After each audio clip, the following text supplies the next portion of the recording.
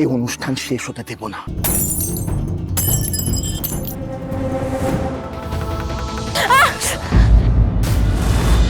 তাহলে আমি ঠিকই ধরেছিলাম, ওদের এই সম্পর্ক বন্ধুত্বের চেয়ে কিছুটা বেশি।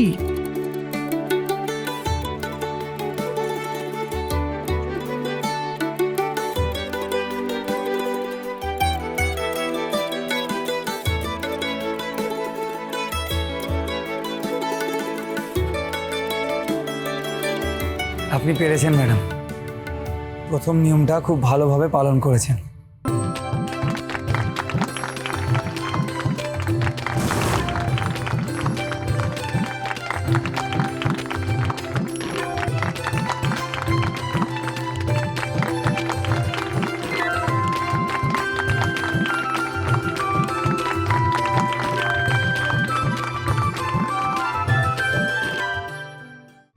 শাওন মা, এই মুহূর্তে তুমি যে পবিত্র কলসি মাথায় নিয়ে আছো, এরপর পুজোর দ্বিতীয় নিয়ম অনুসারে এই কলসি মাথায় নিয়ে তোমাকে মন্দিরকে 7 বার প্রদক্ষিণ করে কলসির জল মন্দিরে গিয়ে রুদ্রদেবের মাথায় ঢেলে তারপরে কিন্তু কলসি মাথা থেকে নামাতে পারবে।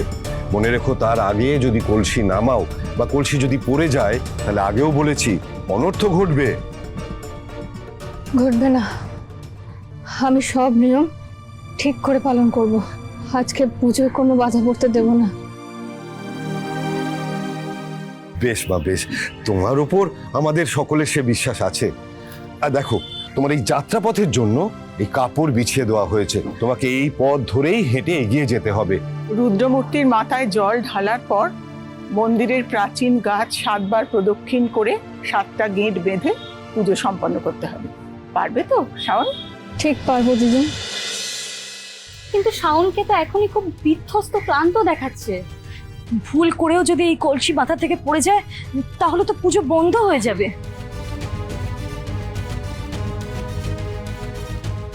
আমিও তো সেটাই চাই। শাওনের একটা ভুলে পুজো বাতিল হলেই গোটা রুদ্রপুরের মানুষ ক্ষেপে উঠবে ওর উপর। আমাকে সেই ব্যবস্থাটাই করতে হবে।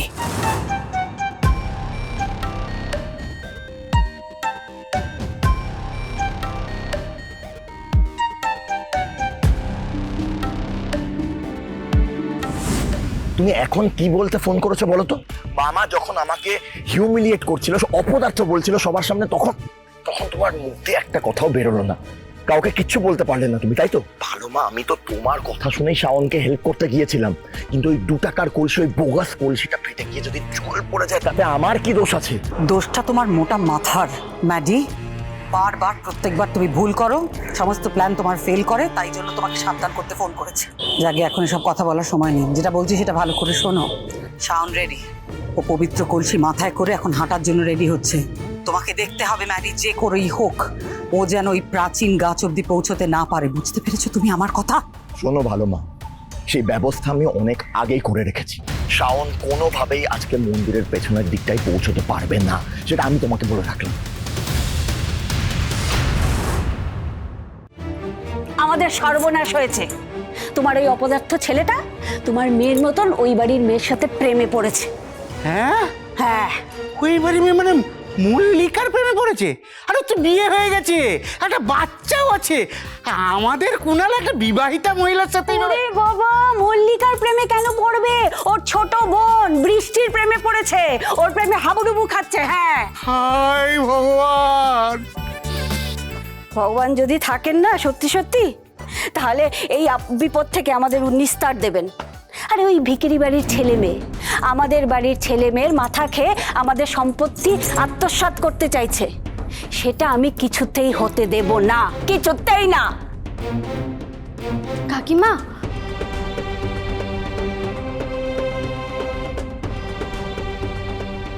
এই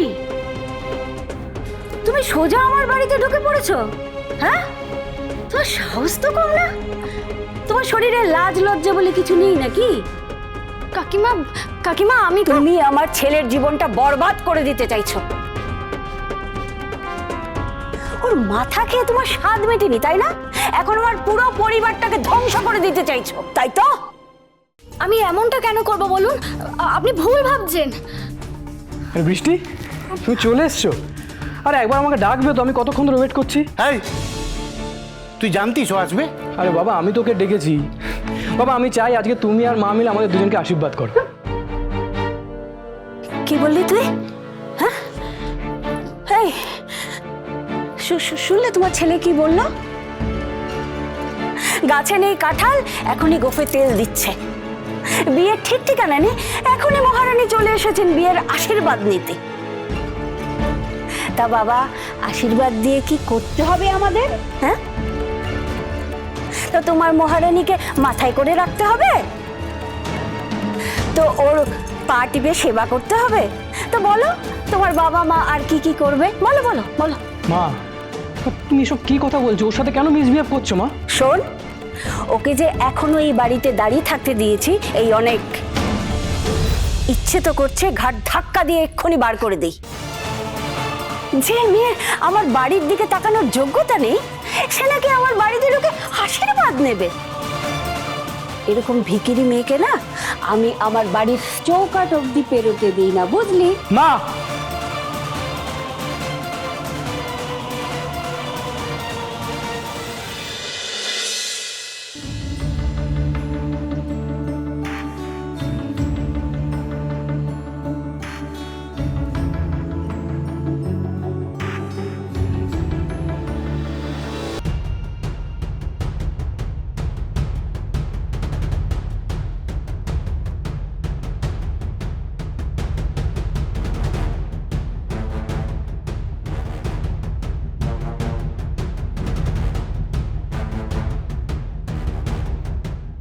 তুমি আর তোমার বাবা মাকে অনেক অপমান করেছো শাওন।